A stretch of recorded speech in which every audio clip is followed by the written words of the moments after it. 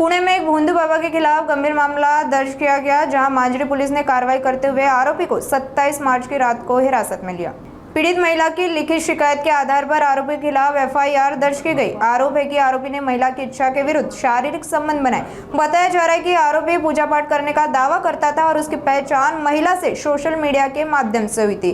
जांच में सामने आया है कि मांजरी के एक लॉज में दोनों के बीच संबंध बने, जिसके बाद वसई के माणिकपुर में भी ऐसी घटनाएं हुई। पुलिस इस मामले में सभी सबूत इकट्ठा कर रही है और आरोपी को कोर्ट में पेश करने की प्रक्रिया जारी है। प्रारंभिक जानकारी के अनुसार आरोपी के खिलाफ पहले कोई आपराधिक मामला दर्ज नहीं था। अब इस मामले की गहन जांच में पुणे पुलिस जुटी हुई है। लागलीच मांजरी पोलीस स्टेशनचे प्रभारी अधिकारी यांनी विषयाचं गांभीर्य पाहून या ठिकाणी मांजरी पोलीस स्टेशनला नियमित एफआयआर नोंद केलेला आहे। त्याचा तपास केला असता यातील तक्रारदार अर्थात पीडित यांनी नोंदविलेल्या फिर्यादीप्रमाणे आम्ही सगळ्या गोष्टींची तपासादरम्यान शहानिशा करत आहोत। यामधील जे आरोपी आहेत हे आरोपी माणिकपूर येथे राहतात। लगेच मांजरीच्या पोलीस पथकाने जाऊन त्यांचा शोध घेऊन काल रात्री आरोपीला ताब्यात घेतलेला आहे।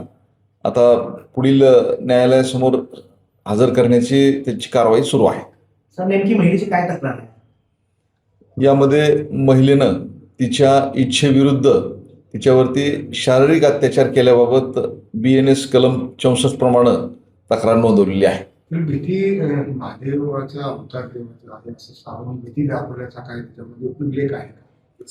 यातील आरोपी हे मुळात पूजा अर्चा उपासना पुरोहित काम करतात आणि ते यातील ज्या पीडित महिला आहेत त्या सुद्धा भक्त आहेत।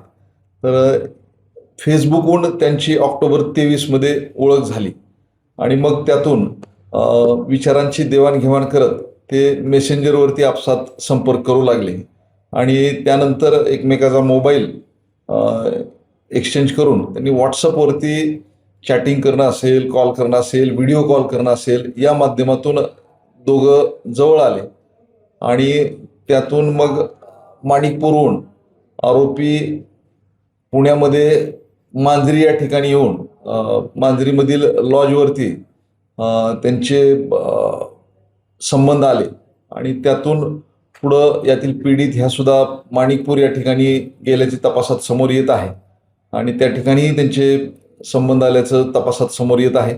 त्या दृष्टीने आम्ही त्या ठिकाणचे सर्व पुरावे संकलन करण्याचं काम सुरू आहे। सर, या प्रकरणात आरोपी एकटा आहे का त्याच्यासोबत अन्य कोण व्यक्ती किंवा त्याची टीम सुद्धा आहे?